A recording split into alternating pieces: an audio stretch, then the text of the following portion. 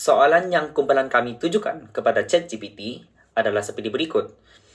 Isu menganggap orang Sabah sebagai orang asing kerana makanan dan cara percakapan yang berbeza merupakan isu semasa berkaitan etika dan peradaban. Apakah pandangan anda berkenaan isu ini? Baiklah, jawapan ChatGPT terhadap soalan kami sebenarnya tadi adalah seperti berikut. So, kenapa kami pilih soalan tersebut? Kami pilih soalan tersebut kerana perbezaan budaya, permakanan dan cara percakapan orang Sabah dianggap sebagai asing bagi beberapa kalangan rakyat di Semenanjung. Malah, menganggap bahasa orang Sabah ni sebagai bahasa asing seperti bahasa Indonesia. Terdapat juga isu resis sebegini dalam kalangan ahli parlimen yang dikenakan terhadap ahli parlimen Sabah. Isu ini sangat memberi ancaman kepada rakyat Sabah yang ingin bekerja di tanah Melayu kerana perspektif masyarakat. Terdapat juga masyarakat yang tidak diberi pendedahan terhadap budaya dan percakapan orang Sabah. Hal ini menyebabkan tindakan tegas dan agresif yang melampau dikenakan kepada orang Sabah sekadar untuk mempertahankan diri. Dengan timbul isu sebegini, kesedaran dan pendedahan terhadap budaya orang Sabah perlu diwar-warkan demi menjaga kesejahteraan rakyat dan menjamin keharmoniaan antara individu untuk mengekalkan etika dan peradaban sebagai orang Malaysia. Ini pula akan membentangkan analisis satu yang bertajuk pendidikan dan kesedaran. Berdasarkan jawapan yang diberikan oleh ChatGPT, kita dapat fahami bahawa pendidikan ini penting untuk memberi kesedaran sekaligus dapat mengubah pandangan masyarakat sejagat untuk menjadi masyarakat yang lebih positif. Hal ini penting supaya masyarakat di Malaysia, terutamanya di Semenanjung, dapat lebih terdedah kepada pengetahuan dari segi kepelbagaian dialek, makanan, etnik dan budaya di Sabah, di mana etnik itu adalah seperti Bajau, Iban, Kadazan Dusun, Murut dan banyak lagi. Bagi memastikan usaha ini dapat dijayakan, semua pihak perlu memainkan peranan masing-masing. Contohnya, pihak berkuasa membuat kempen atau membuat program pertukaran pelajar di mana ia dapat memberi kesedaran awal kepada golongan muda. Dengan membuat program pertukaran pelajar ini, mereka akan dapat mengenali dengan lebih mendalam budaya kaum lain dan juga dapat berkongsi cerita tentang kaum mereka yang tersendiri dan unik itu. Selain itu, platform media juga memberikan pengaruh yang sangat besar kepada masyarakat, terutamanya golongan muda pada masa kini. Oleh itu, masyarakat yang mempunyai pengetahuan yang luas seharusnya berkongsi tentang kepelbagaian budaya yang terdapat di Malaysia agar orang ramai lebih peka dengan keunikan budaya di negara kita. Platform media yang sering digunakan di negara kita seperti Facebook, TikTok, Instagram dan juga YouTube sangat mempengaruhi pengetahuan, persepsi serta kefahaman masyarakat kita dalam pelbagai aspek. Melalui media ini juga secara tidak langsung dapat menarik masyarakat dari dalam dan luar negara untuk merasai sendiri suasana kepelbagaian budaya kita di Malaysia. Dengan ini, kita dapat lihat bahawa pendidikan tentang kepelbagaian budaya ini penting dalam masyarakat kerana ia memberi kesan yang mendalam kepada negara sekaligus dapat menyumbang ke arah kemajuan negara kita, Malaysia. Seterusnya, analisis jawapan 2 yakni makanan dan bahasa. Hasil daripada jawapan ChatGPT yang berkenaan dengan kepentingan makanan dan bahasa dalam mengeratkan hubungan antara masyarakat luar dengan masyarakat Sabah.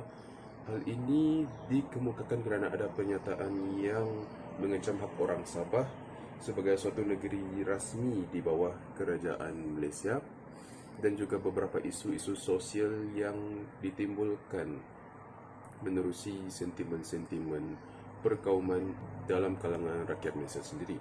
Jawapan yang diterima ialah kedua-duanya mempunyai peranan yang penting dalam hal mewujudkan imej positif rakyat Sabah kepada masyarakat luar, khususnya masyarakat Semenanjung Malaysia. Sebab kata pepatah, tak kenal maka tak cinta.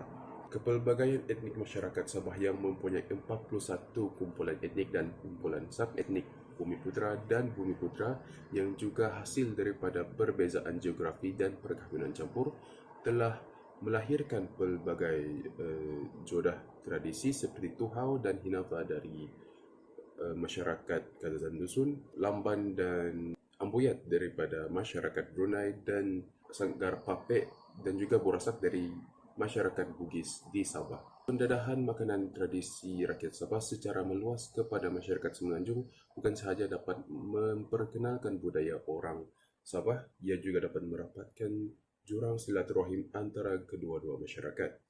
Contohnya seperti yang dilakukan oleh Yang di-Pertuan Agong dalam Kembara Kenali Borneo yang membuka mata masyarakat luar terhadap budaya-budaya masyarakat Sabah yang disiarkan melalui pelbagai platform media.